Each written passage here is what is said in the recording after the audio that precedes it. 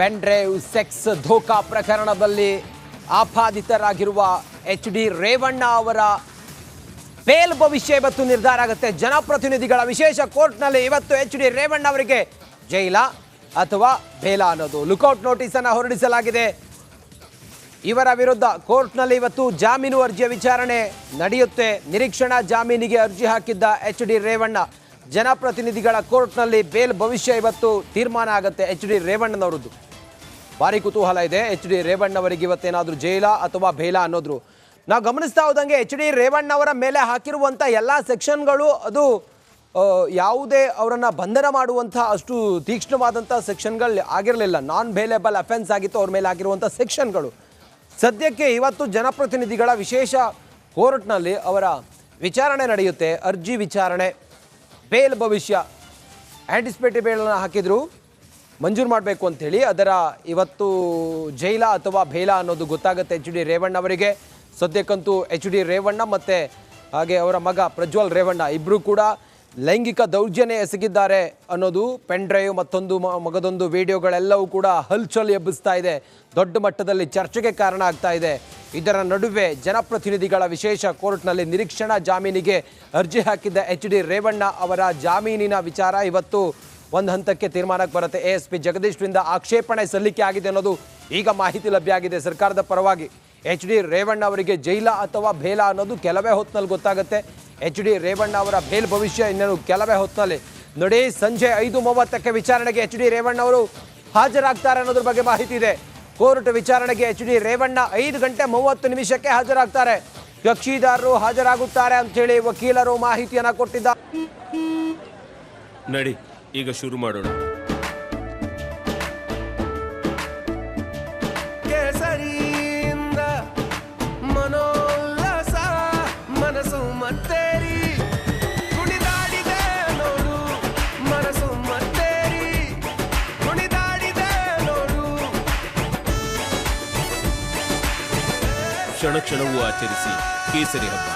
ವಿಮಲ್ ಬಾಯಲ್ಲಿ ಹೇಳಿ ಕೇಸರಿ. ನ್ಯಾಯಾಲಯಕ್ಕೆ ಮಾಹಿತಿಯನ್ನ ಮೂರ್ತಿ ಡಿ ನಾಯಕ್ ರೇವಣ್ಣ ಅವರ ಪರವಾದ ವಕೀಲರು ಸಂಜೆ 5:30 ಎಚ್.ಡಿ. ರೇವಣ್ಣ ಅವರು ತಮಗೆ ಕೊಟ್ಟಂತ ನೋಟಿಸ್ನ ಹಿನ್ನೆಲೆಯಲ್ಲಿ ವಿಚಾರಣೆಗೆ ಹಾಜರಾಗ್ತಾರೆ ಅನ್ನೋದನ್ನ ಹೇಳಿದ್ದಾರೆ. 5:15 ಅವರು ಕೋರ್ಟ್ಗೆ ಹಾಜರಾಗ್ತಾರೆ. ಎಚ್.ಡಿ. ರೇವಣ್ಣ ಅವರ ಮೇಲೆ ಗಂಭೀರ ಆರೋಪ ಏನು ಕೇಳಬಂದಿದೆ. ಈ ಸಂಬಂಧ ಅವರು ಇವತ್ತು ಕೋರ್ಟ್ಗೆ ಹಾಜರಾಗ್ತಾರೆ 5:15 ಅನ್ನೋದನ್ನ ಹೇಳಿದ್ದಾರೆ. ಸಂಜೆ 5:30 ವಿಚಾರಣೆಗೆ ರೇವಣ್ಣ ಅವರು ಹಾಜರಾಗ್ತಾರೆ. ಅವರ ವಕೀಲರೇ ಈ ಕುರಿತಾಗಿ ಹೇಳಿದ್ದಾರೆ. 5:15 ಅವರು ಕೋರ್ಟ್ಗೆ ಬರ್ತಾರೆ, ವಿಚಾರಣೆಗೆ ಹಾಜರಾಗ್ತಾರೆ ಅನ್ನೋದನ್ನು, ನನ್ನ ಕಕ್ಷಿದಾರರು ವಿಚಾರಣೆಗೆ ಬರ್ತಾರೆ ಅನ್ನೋದನ್ನು ಹೇಳಿದ್ದಾರೆ. ಈ ಹಿಂದೆ ರೇವಣ್ಣ ಪರವಾದ ವಕೀಲರು ಹೇಳಿದರು, ಪ್ರಜ್ವಲ್ ರೇವಣ್ಣ ಪರವಾದ ವಕೀಲರು 7 ದಿನ ಸಮಯಾವಕಾಶ ಬೇಕು ಹೊರದೇಶದಲ್ಲಿರೋದ್ರಿಂದಾಗಿ ಅಂತೇಳಿ ಅದಕ್ಕೆ ಅವಕಾಶ ಕೊಟ್ಟಿರಲಿಲ್ಲ.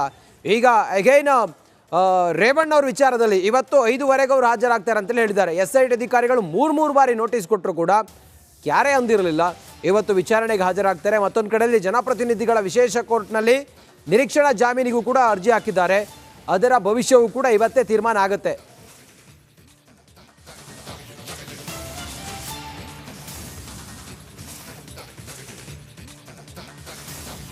SIT ಅಧಿಕಾರಿಗಳು ನೋಟಿಸ್ ಮೇಲೆ ನೋಟಿಸನ್ನು ಎಚ್.ಡಿ. ರೇವಣ್ಣ ಅವರಿಗೆ ಕೊಟ್ಟಿದ್ದಾರೆ. ಯಾವುದೇ ನೋಟಿಸ್ಗೂ ಕೂಡ ಪ್ರತಿಕ್ರಿಯೆಯನ್ನು ಕೊಟ್ಟಿರಲಿಲ್ಲ. ಇವತ್ತು SIT ಅಧಿಕಾರಿಗಳು ನೋಟಿಸ್ ಕೊಟ್ಟ ಹಿನ್ನೆಲೆಯಲ್ಲಿ 5:15 ಅವರು SIT ತನಿಖಾ ತಂಡದ ಮುಂದೆ ಎಚ್.ಡಿ. ರೇವಣ್ಣ ಅವರು ಹಾಜರಾಗ್ತಾರೆ, ತನಿಖೆಯನ್ನು ಎದುರಿಸ್ತಾರೆ. ಸದ್ಯಕ್ಕಂತೂ ಭಾರಿ ಕುತೂಹಲ ಇದೆ SIT ಅಧಿಕಾರಿಗಳ ತನಿಖೆಗೆ. ಎಚ್.ಡಿ. ರೇವಣ್ಣ ಅವರು ಬರ್ತಾ ಇರೋದು ಅವರ ಮಗ ಮತ್ತು ಅವರು ಒಂದು ಪ್ರಕರಣದಲ್ಲಿ ಹೊಳೆನರಸೀಪುರ ನಗರ ಪೊಲೀಸ್ ಠಾಣೆಯಲ್ಲಿ ದಾಖಲಾದಂಥ ಪ್ರಕರಣದಲ್ಲಿ A1 ಆರೋಪಿ ಎಚ್.ಡಿ. ರೇವಣ್ಣ. ಹಾಗಾಗಿ ಇದರ ತನಿಖೆಗಾಗಿ SIT ಅಧಿಕಾರಿಗಳ ಮುಂದೆ 5:15 ಹಾಜರಾಗ್ತಾರೆ ಅಂತೇಳಿ ಅವರ ಪರವಾದ ವಕೀಲರು ಹೇಳಿದ್ದಾರೆ. ಮತ್ತಷ್ಟು ಮಾಹಿತಿಯೊಂದಿಗೆ ನಮ್ಮ ಪ್ರತಿನಿಧಿ ಸುನಿಲ್ ಈಗ ದೂರವಾಣಿ ಸಂಪರ್ಕಕ್ಕೆ ಬಂದಿದ್ದಾರೆ. ಸುನಿಲ್, ಹೊಳೆನರಸೀಪುರ ನಗರ ಪೊಲೀಸ್ ಠಾಣೆಯಲ್ಲಿ ದಾಖಲಾದ ಪ್ರಕರಣದ A1 ಆರೋಪಿ ಎಚ್.ಡಿ. ರೇವಣ್ಣ, ಆ ಸಂಬಂಧ ಇವರು ವಿಚಾರಣೆಗೆ ಹಾಜರಾಗ್ತಿರೋದಾ? ಹೆಚ್ಚಿನ ವಿವರ ಏನಿದೆ ಸುನಿಲ್? ರಂಜಿತ್, ಹೊಳೆನರಸೀಪುರದಲ್ಲಿ ದಾಖಲಾಗಿರುವಂತಹ ಕೇಸ್ನಲ್ಲಿ ಬೇಲಬಲ್ ಸೆಕ್ಷನ್ಸ್ಗಳು ಇರೋದ್ರಿಂದಾಗಿ ಅದರಲ್ಲಿ ಆಂಟಿಸಿಪೇಟರಿ ಬೇಲ್ನ ಅಗತ್ಯ ಇಲ್ಲ ಅನ್ನುವಂಥದ್ದು ಕಂಡು ಬಂದಿರುವ ಹಿನ್ನೆಲೆಯಲ್ಲಿ ಈ KR ನಗರದಲ್ಲಿ ದಾಖಲಾಗಿರುವಂತಹ ಮತ್ತೊಂದು ಪ್ರಕರಣ, ಅದರಲ್ಲಿ ಕಿಡ್ನಾಪ್ ಕೇಸ್ ದಾಖಲಾಗಿರುವಂಥದ್ದು. ಇದಕ್ಕೆ ಸಂಬಂಧಪಟ್ಟಂತೆ ಈಗ ರೇವಣ್ಣ ಪರ ವಕೀಲರು ಅರ್ಜಿಯನ್ನು ಸಲ್ಲಿಕೆ ಮಾಡಿರುವಂಥದ್ದು. ಜನಪ್ರತಿನಿಧಿಗಳ ವಿಶೇಷ ನ್ಯಾಯಾಲಯದಲ್ಲಿ ಈಗಾಗಲೇ ಈ ಒಂದು ಅರ್ಜಿಯ ವಿಚಾರಣೆ ಆರಂಭಗೊಂಡಿದೆ. ಸಾಮಾನ್ಯವಾಗಿ ಈ ಪೋಕ್ಸೋ ಕೇಸುಗಳಾದಂತಹ ಟೈಮಲ್ಲಿ ಇನ್ ಕ್ಯಾಮರಾ ಪ್ರೊಸೀಡಿಂಗ್ಸ್ ಆಗುತ್ತೆ. ಅಂದ್ರೆ ಈ ವಿಚಾರಣೆ ಏನ್ ನಡೆಯುತ್ತೆ ಅದನ್ನ ದಾಖಲು ಮಾಡಿಕೊಳ್ಳುವಂತ ಒಂದು ಪ್ರಕ್ರಿಯೆ ಇರುತ್ತೆ. ಆದ್ರೆ ಈ ಒಂದು ಕೇಸ್ನಲ್ಲೂ ಕೂಡ ಅದೇ ಒಂದು ಪ್ರಕ್ರಿಯೆಯನ್ನ ಈಗ ಮಾಡ್ತಾ ಇರೋದ್ರಿಂದಾಗಿ ಇದಕ್ಕೆ ಸಂಬಂಧಪಟ್ಟಂತೆ ರೇವಣ್ಣ ಪರ ವಕೀಲರು ಆಕ್ಷೇಪವನ್ನು ವ್ಯಕ್ತಪಡಿಸಿದ್ರು. ಈ ಒಂದು ಕೇಸ್ನಲ್ಲಿ ಇದರ ಅವಶ್ಯಕತೆ ಏನಿದೆ ಅನ್ನುವಂತ ಒಂದು ಆಕ್ಷೇಪಣೆ. ಸದ್ಯಕ್ಕೆ ವಿಚಾರಣೆ ಆರಂಭಗೊಂಡಿದೆ. HD ರೇವಣ್ಣ ಪರ ವಕೀಲ ನಾಯಕ್ ಅವರು, ಡಿ ಮೂರ್ತಿ ನಾಯಕ್ ಅವರು ಈ ಒಂದು ಕೇಸ್ಗಾಗಿ ಅವರು ಅಪಿಯರ್ ಆಗಿರುವಂತದ್ದು. ಇದರಲ್ಲಿ ಈಗ ಪ್ರಮುಖ ವಿಚಾರ ಅಂತ ಹೇಳಿದ್ರೆ ಕಿಡ್ನಾಪ್ ಕೇಸ್ ಆಗಿರುವಂತದ್ದು KR ನಗರ ಪೊಲೀಸ್ ಠಾಣೆಯಲ್ಲಿ. ಇದರ ವಿಕ್ಟಿಮ್ ಲೇಡಿ ಯಾರಿದ್ದಾರೆ ಅವ್ರು ಇನ್ನೂ ಕೂಡ ಪತ್ತೆ ಆಗಿಲ್ಲ, ಅಂದ್ರೆ ಎಲ್ಲಿದ್ದಾರೆ ಅನ್ನುವಂತ ಒಂದು ಮಾಹಿತಿ ಕೂಡ ಸಿಕ್ಕಿಲ್ಲ.